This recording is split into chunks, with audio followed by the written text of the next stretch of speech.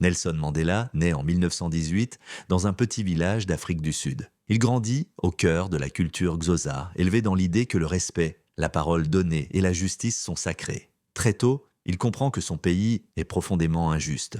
La minorité blanche détient le pouvoir, la majorité noire n'a presque aucun droit. Jeune homme brillant, Mandela étudie le droit. Il veut comprendre les règles du système pour mieux les combattre. Dans les années 1940, il rejoint l'African National Congress et devient l'une des voix majeures de la lutte contre l'apartheid, ce régime de ségrégation raciale institutionnalisée. Au départ, sa lutte est pacifique. Mais face à la répression violente de l'État, Mandela accepte l'idée de la résistance armée. Ce choix lui coûtera cher. En 1962, il est arrêté. 2 ans plus tard, il est condamné à la prison à vie. Commencent alors 27 années de captivité, dont une grande partie sur l'île-prison de Robben Island.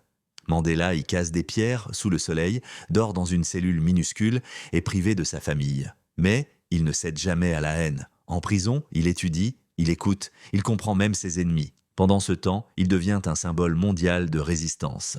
En 1990, à la surprise générale, Mandela s'est libéré. Il a 71 ans. Beaucoup attendent un homme amer. Ils découvrent un leader qui parle de réconciliation. 4 ans plus tard, en 1994, Nelson Mandela devient le premier président noir d'Afrique du Sud lors des premières élections libres du pays. Au lieu de se venger, il tend la main à ceux qui l'ont emprisonné. Son objectif, éviter une guerre civile et construire une nation unie. Mandela meurt en 2013 à 95 ans.